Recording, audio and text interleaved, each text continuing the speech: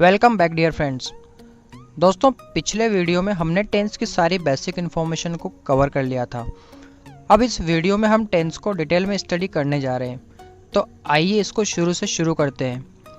दोस्तों, हमने पढ़ा था कि टेंस के 3 भाग होते हैं, प्रेजेंट टेंस, पास्ट टेंस और फ्यूचर टेंस। तो इनमें से जो सबसे पहला वाला भाग है प्रेजेंट टेंस, उसको हम सबसे पहले पढ़ेंगे क्योंकि ये टेंस का सबसे बड़ा और सबसे इम्पोर्टेंट पार्ट होता है। दोस्तों, प्रेजेंट टेंस का मतलब होता है वर्तमान काल या वो समय जो अभी चल रहा है।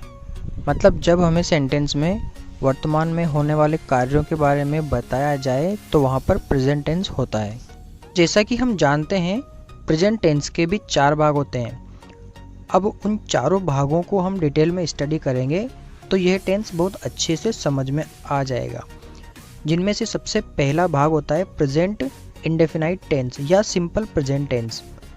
तो दोस्तों, सबसे पहले मैं आपको इस टेंस से जुड़ी हुई सबसे मुख्य बातें बता देता हूँ। सबसे पहले हम इसकी सेंटेंस स्ट्रक्चर या वाक्य संरचना के बारे में बात करेंगे, जिसमें सबसे पहले होता है सब्जेक्ट, उसके बाद मेन वर्ब की फर्स्ट फॉर्म के साथ में एस या ईएस, उसके बाद ऑब्जेक्ट और उसके बाद होता है एडवर्ब। अब यहाँ पर बात करें सब्जेक्ट की, तो सब्जेक्ट के रूप में हमें नाउन या प्रोनाउन दिए जा सकते हैं जो एकवचन या बहुवचन हो सकते हैं, जिसमें सिंगुलर सब्जेक्ट होने पर हमें मेन वर्ब के साथ में एस या ईएस लगाना है, तथा प्लूरल सब्जेक्ट होने पर सिर्फ मेन वर्ब की फर्स्ट फॉर्म रखना है। उसके बाद आता है ऑब्जेक्ट, मतलब कोई वस्तु अथवा कर्म, और उसके बाद आता है एडवर्ब। अब यहाँ पर बात की जाए इस टेंस की हेल्पिंग वर्ब्स की, तो इसमें 2 हेल्पिंग वर्ब काम आती है, डू और डज। वो भी सिर्फ और सिर्फ नेगेटिव और इंट्रोगेटिव सेंटेंसेस में काम आती है। इसी के साथ एक और इम्पोर्टेंट बात मैं आपको बता देता हूँ कि हिंदी सेंटेंसेस जो होते हैं उनके अंत में ता है, ती है, ते है, ता हूँ आदि शब्द आते हैं, जो कि हमें इस टेंस की पहचान बताते हैं। तो आइए दोस्तों, अब इस टेंस को एग्जाम्पल की सहायता से और अच्छे से समझते हैं। जैसा कि हम एग्जाम्पल में देख पा रहे हैं, माई मदर कुक्स फूड डेली। यहाँ पर माई मदर सिंगुलर सब्जेक्ट होने की वजह से हमने कुक मेन वर्ब के साथ में एस या ईएस लगाया है।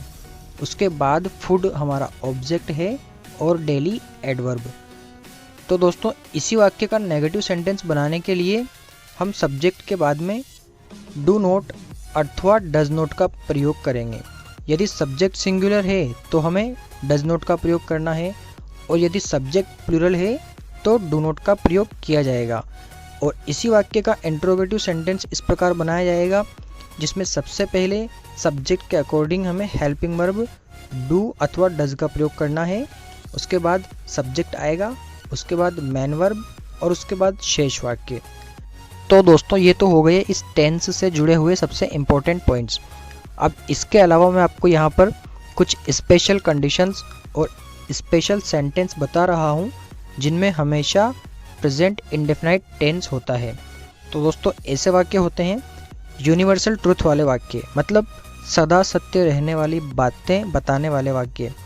उसके अलावा हैबिचुअल एक्शंस, मतलब आदतें बताने वाले वाक्य।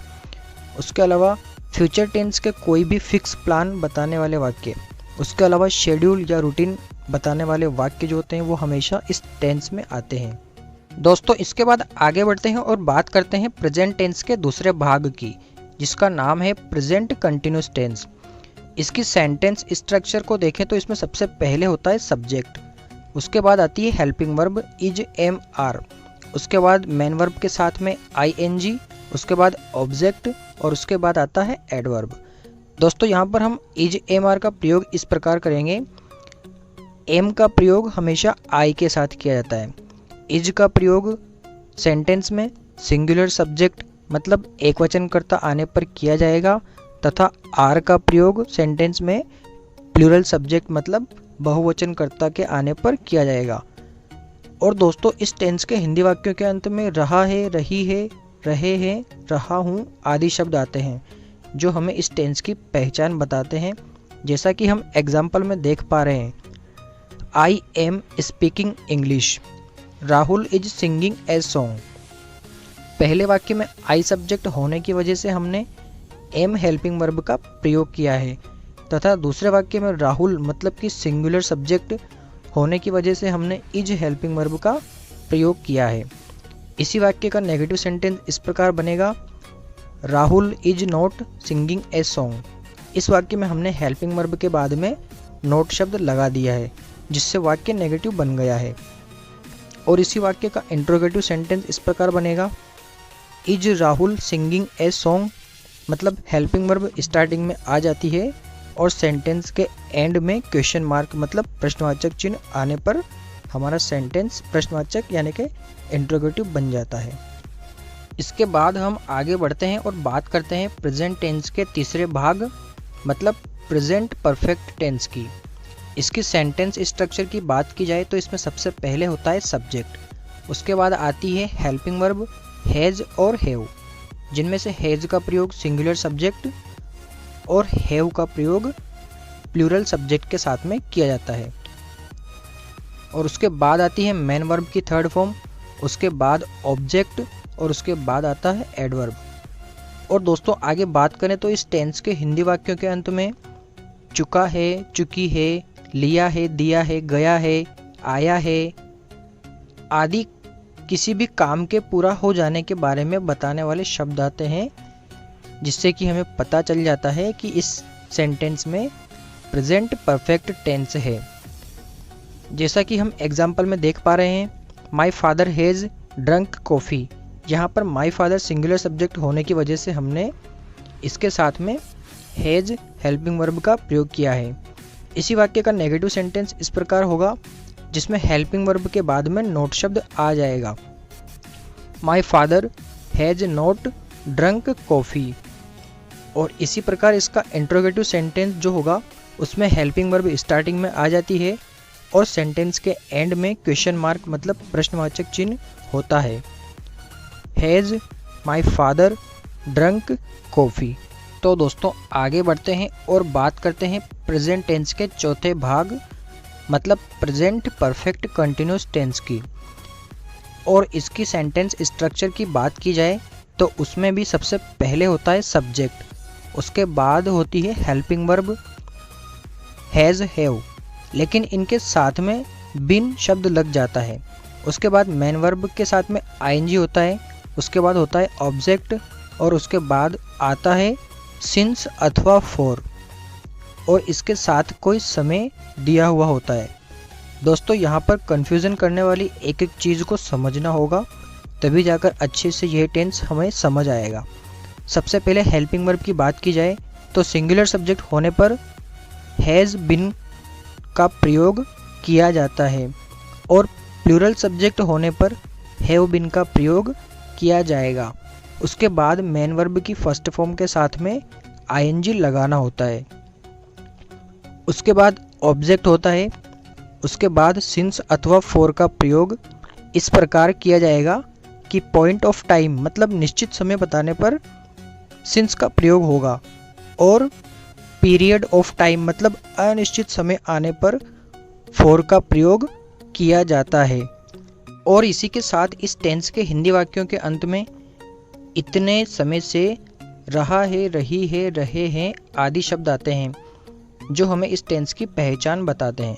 तो आइए दोस्तों आगे बढ़ते हैं और एग्जाम्पल की सहायता से और अच्छे से इस टेंस को समझते हैं। जैसा कि हम यहाँ पर एग्जाम्पल में देख पा रहे हैं, Rahul has been playing carrom since 8 o'clock। Boys have been playing carrom for 8 hours। यहाँ पर फर्स्ट एग्जाम्पल में राहुल सिंगुलर सब्जेक्ट होने की वजह से हमने हैज़ बिन हेल्पिंग वर्ब का प्रयोग किया है और सेंटेंस के एंड में 8 o'clock जो कि एक निश्चित समय है उसके होने की वजह से हमने सिंस का प्रयोग किया है। उसके बाद सेकंड सेंटेंस में बॉयज़ जो कि प्लूरल सब्जेक्ट होता है इसलिए हमने हैव बिन हेल्पिंग वर्ब का प्रयोग किया है और सेंटेंस के एंड में 8 hours यानी कि अनिश्चित समय आने की वजह से हमने फॉर का प्रयोग किया है। तो दोस्तों इसका नेगेटिव सेंटेंस इस प्रकार बनेगा जिसमें हेल्पिंग वर्ब के बाद नोट शब्द आ जाएगा, boys have not been playing carrom for 8 hours। और इसी प्रकार इसके इंट्रोगेटिव सेंटेंस में हेल्पिंग वर्ब हैव स्टार्टिंग में आ जाएगी और सेंटेंस के एंड में क्वेश्चन मार्क होगा। Have boys been playing carrom for 8 hours. तो दोस्तों इस प्रकार से प्रेजेंट टेंस के चारों भाग कंप्लीट होते हैं। आई होप आपको ये वीडियो समझ में आने के साथ साथ पसंद भी आई होगी, इसलिए इसको ज़्यादा से ज़्यादा लाइक और शेयर करें। साथ ही यूट्यूब चैनल को भी सब्सक्राइब करें और बेल आइकन को प्रेस करना ना भूलें। Thank you for watching.